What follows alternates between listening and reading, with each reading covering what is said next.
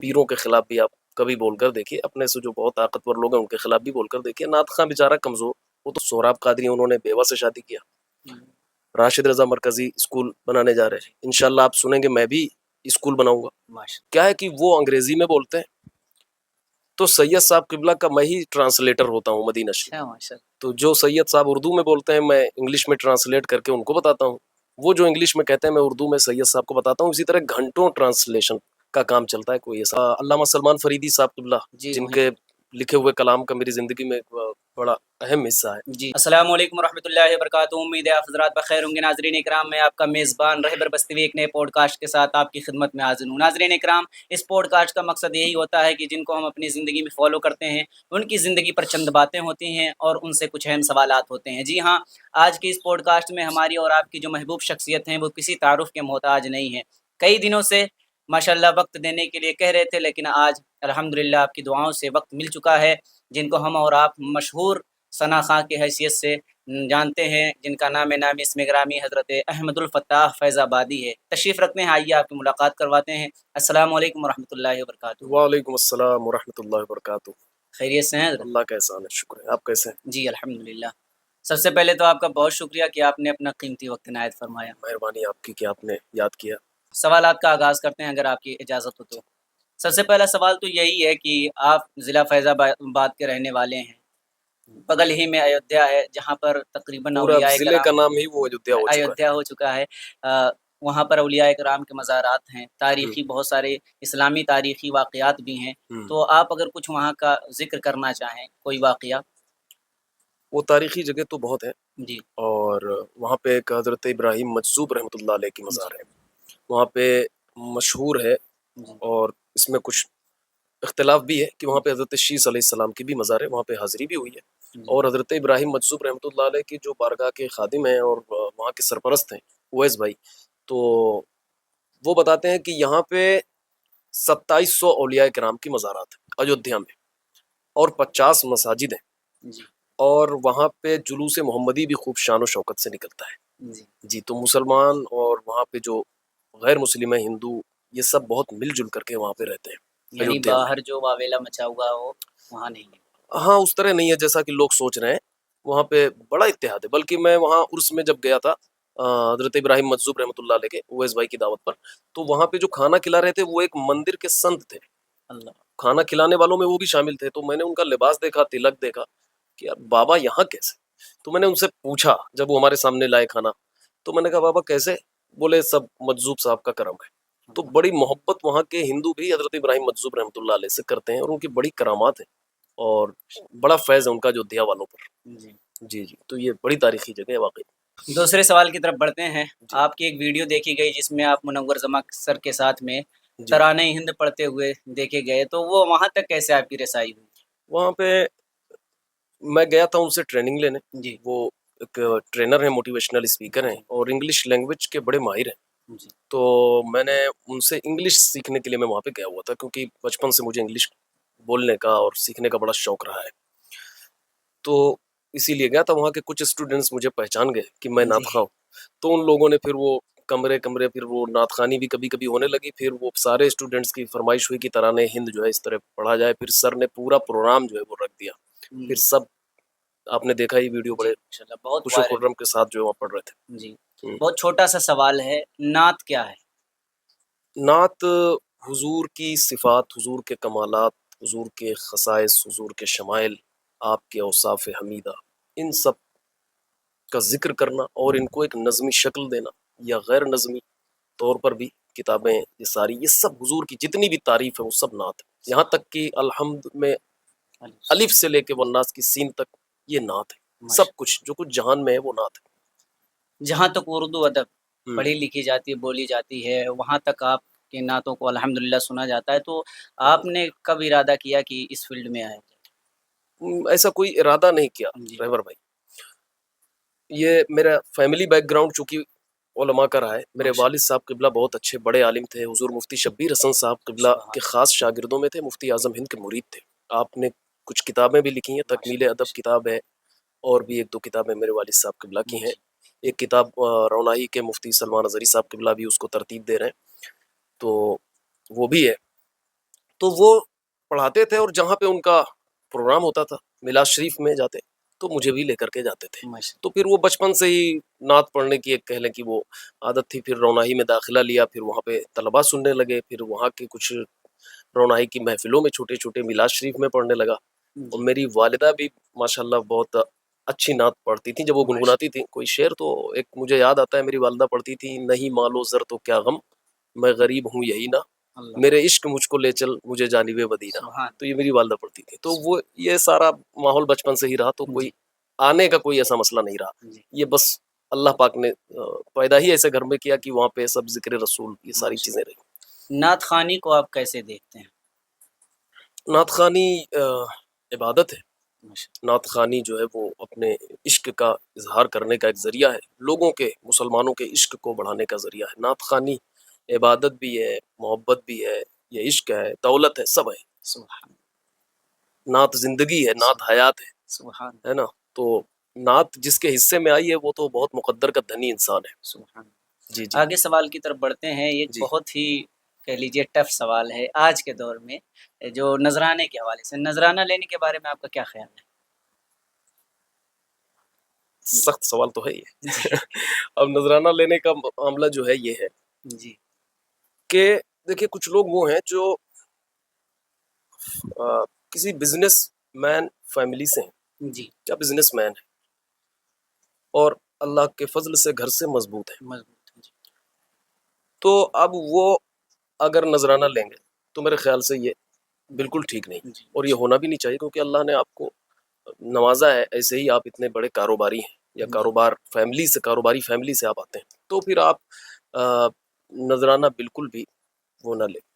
ہاں لیکن اب جس کا کوئی کام نہیں، کاروبار نہیں ہے، جی اور اس کو لمبا سفر کرنا ہے، جی لمبا سفر کرنا ہے، یہاں پہ یہ خاص بات ہے، یہ لمبا سفر. لمبا سفر. جی ایک ہوتا ہے علاقہ جی جہاں پہ آپ آ جا سکتے ہیں بڑے آرام سے، لیکن ایک جگہ کہ کہیں پہنچنا ہے، اب آپ کو یہاں سے کلکتہ، اڑیسہ، بنگال، بہار، گجرات جانا ہے، جی تو ظاہر سی بات ہے اس سفر کے اخراجات بھی بہت آتے ہیں. جی بے شک. تو پھر وہ ایک خرچ جب بڑھتا ہے اور پھر آدمی کی روز کی مصروفیت پھر وہی ہو جاتی ہے، وہ کوئی کام اور کر بھی نہیں کر سکتا. نہیں سکتا. ٹھیک ہے.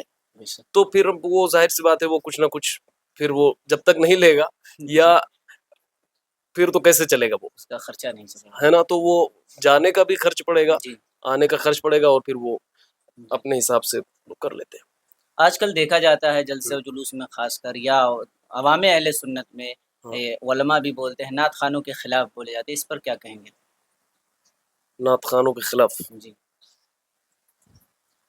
اب دیکھیے ایسا ہے نا کہ جی میں یہ سمجھتا ہوں، میری اپنا جو آبزرویشن ہے جی کہ اسٹیج پہ کچھ کئی ڈپارٹ میں اسٹیج بڑا ہوتا ہے، حالانکہ سب پورا ڈپارٹ ایک ہی ہے، جی مگر آپ دیکھیں تو ایک اناؤنسر ہے، نعت خواں ہے، خطبہ ہیں، اور پیران نظام ہے. جی بے شک. اس میں جو سب سے مضبوط پرسنالٹی ہے جس سے سب ڈرتے ہیں وہ پیران نظام. پیر نظام. اسی کے اپوزٹ نعت خواں ہے جی جس سے کوئی نہیں ڈرتا، جی وہ نعت خواں ہے. جی تو کوئی کچھ بھی کہہ دیتا ہے، جی اور پیر کے خلاف اگر کچھ کہنا ہو تو پھر آپ دیکھ رہے ہیں ہر آدمی سوچتا ہے. اصل میں کیا ہے نا، وہ کمزور پہ ہر انسان جو ہے وہ بول سکتا ہے اور بولتا بھی ہے.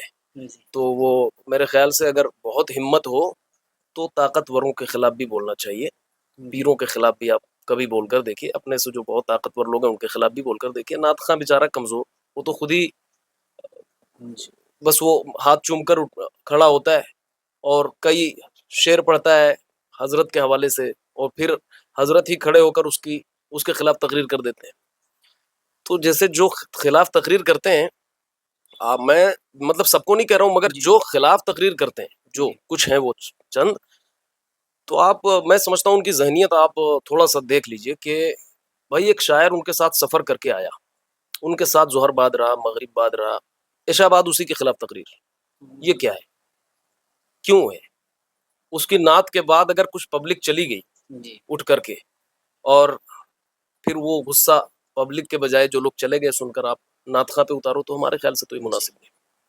یہ سارا ماحول دیکھ کر عوام اہل سنت ہو، ان کے ذہن میں خیال آتا ہے کہ جلسہ جلوس کروانے سے کیا فائدہ ہے، اس کو بند کر دیا جائے، تو آپ کی کیا رائے اس پہ؟ عوام اہل سنت ہی تو کرتی ہے جلسہ، جی یہ کچھ لوگ کہتے ہیں جی کہ جلسے سے کوئی فائدہ نہیں، تو ان سے سوال کیجیے. آپ تو ماشاءاللہ اچھا سوال کرتے ہیں، تو ان سے سوال کیجیے کہ پھر جلسہ نہ کرانے کی صورت میں کیا فائدہ جی ہے نا؟ جی کہ بھائی جب کرنے سے فائدہ نہیں ہے جی تو نہ کرنے کی صورت میں کچھ فوائد جو ہے وہ بتائیں تو پھر نہ کیا جائے. مگر کرنے سے ہزاروں فوائد ہیں، بے شمار فوائد ہیں، میں گنا دوں گا، لیکن ابھی وقت کی قلت ہے. جیسے تو ان کا سوال یہ ہے کہ ہاں، شعرا اپنی ذمہ داری نبھاتے نہیں ہیں. تو شعرا ہی کیوں، کون اپنی ذمہ داری نبھا رہا ہے؟ جی کون نبھا رہا ہے؟ ماشاء اللہ اتنے مدارس ہیں ہندوستان بھر میں، اور مدارس جہاں ہیں وہیں اسی کے دیوار سے لگے ہوئے مکانات میں جہالت ہے، شرابی ہیں. تو ان کو اتنے سال سے مدرسے اگر چل رہے ہیں، 50 سال سے، 25 سال سے، 20 سال سے، تو اپنے ہی اسی گاؤں کے مدرسے کے قریب کے لوگوں میں سدھار کیوں نہیں؟ تو یہ بھی تو ایک ذمہ داری ہے.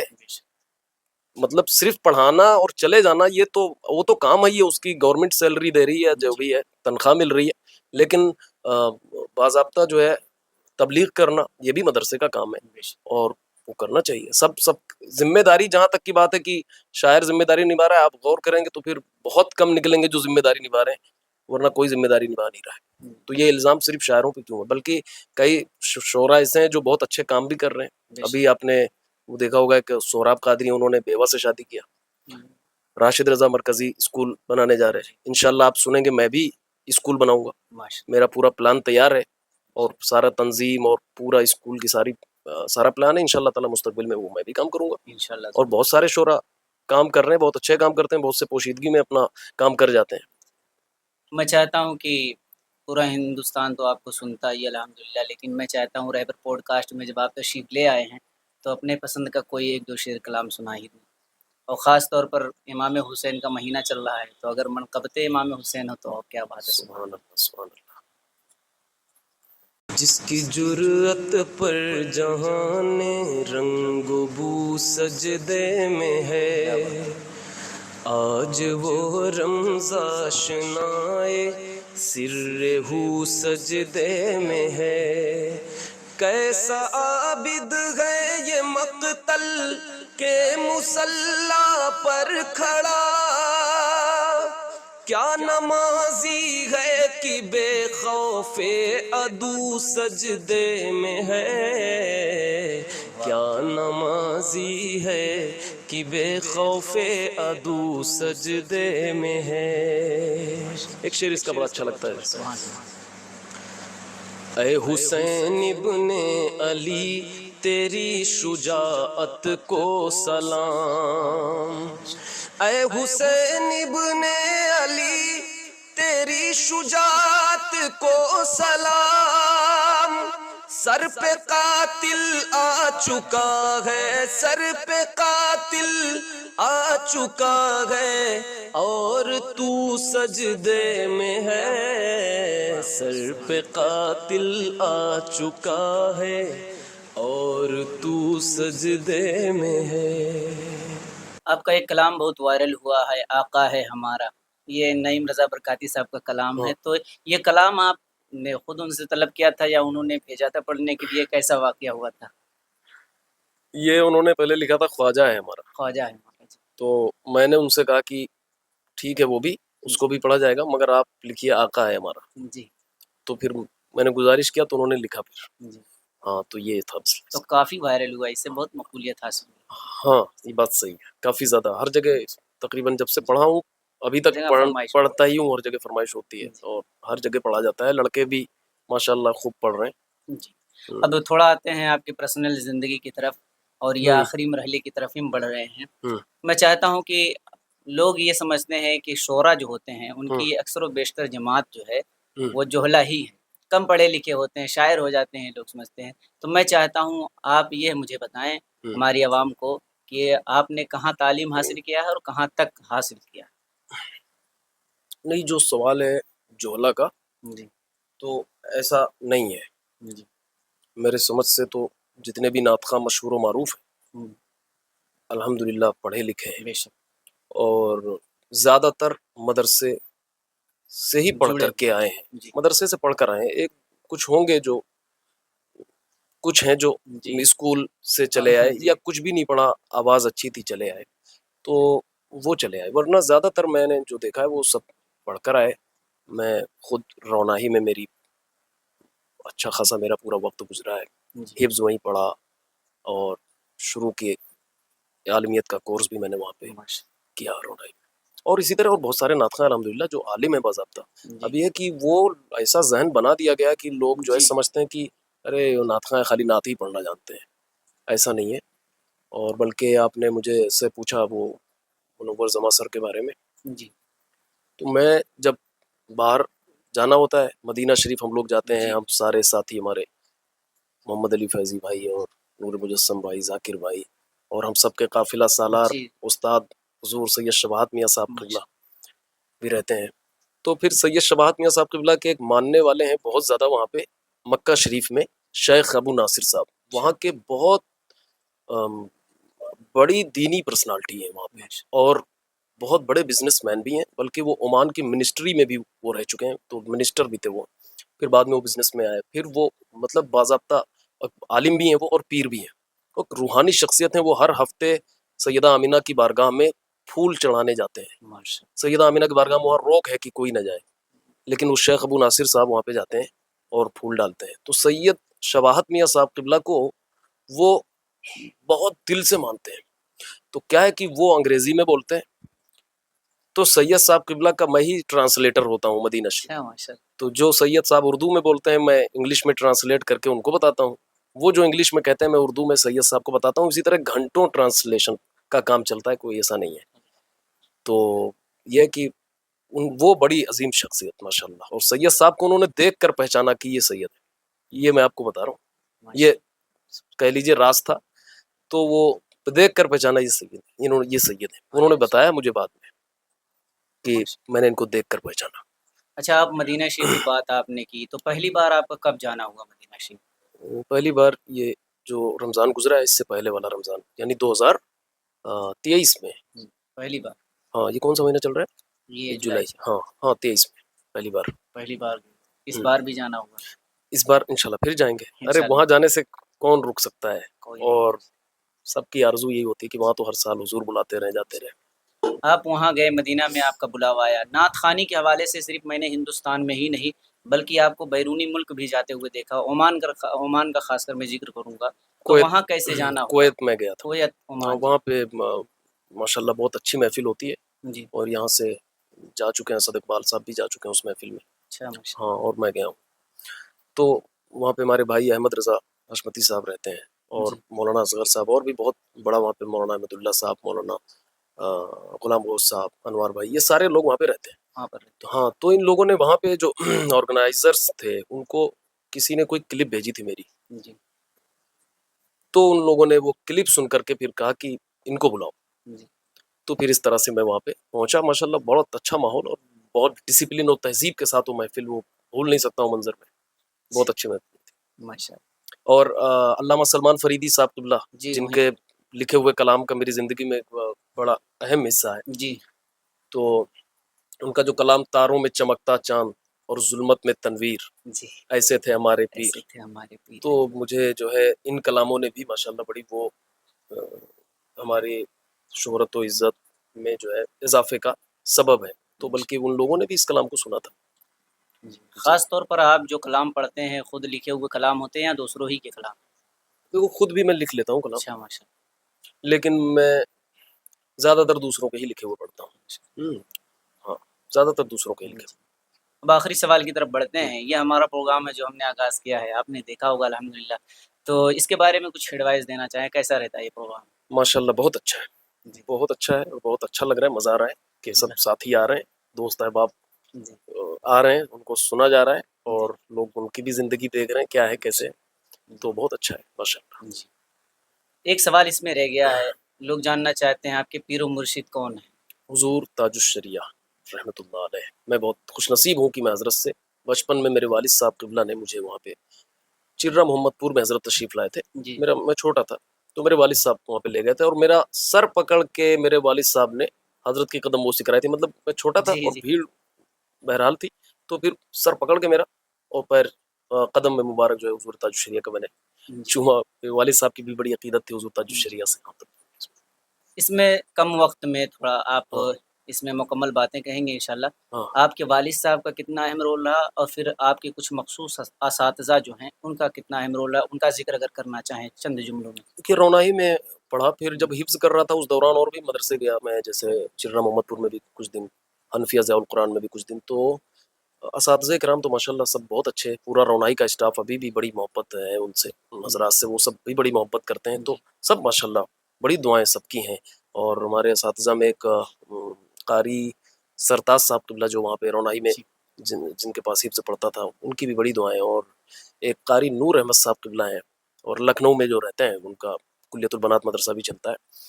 تو وہ تو ہمارے مطلب کہہ لیں لائف ایڈوائزر ہیں، وہ ہر گائیڈنس ہم کو دیتے ہیں لائف کے ہر سچویشن میں، میں انہی سے مشورہ لیتا ہوں. جی. ہاں تو وہ اس طرح سے ہے معاملہ. اور والد صاحب کا کتنا اہم رول رہا؟ والد صاحب قبلہ یہ کس میں، نعت خوانی میں؟ نہیں، یہ مدرسے میں اور پھر علم مدرسہ، حاصل کرنا. ہاں والد صاحب چونکہ عالم تھے تو انہوں نے مجھے خود اپنے ساتھ رکھتے تھے پہلے، جی. جہاں وہ پڑھاتے تھے وہیں میں رہتا تھا.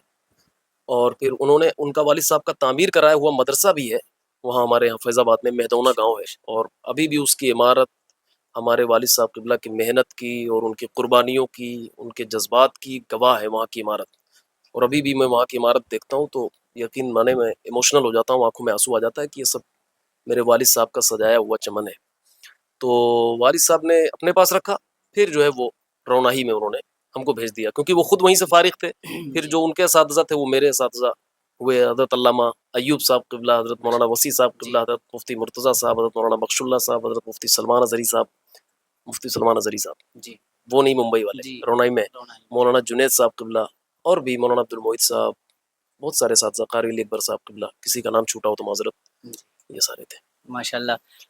احمد بھائی آپ کا بہت شکریہ کہ آپ نے اپنا قیمتی وقت عنایت فرمایا. اگر کوئی ایسی بات رہ گئی ہو جو آپ کہنا چاہ رہے ہو ہمارے سوال میں نہ آیا ہو تو آپ وہ بھی کہہ سکتے ہیں. میں بس یہ ابھی آپ نے جیسے پوچھا ذہن میں آئی کہ شاید میں کچھ غلط بول گیا ہوں، تو اس کے لیے میں معذرت چاہوں گا. جو کچھ بھی غلطی کسی کا بھی دل دکھ جائے تو میں اس سے بڑی معذرت چاہتا ہوں کہ اگر کوئی غلط بات میں نے کہی ہو، کیونکہ میں بھی انسان ہوں، غلطیاں ہو سکتی ہیں، ممکن ہے، تو مجھے معاف فرمائیں بس.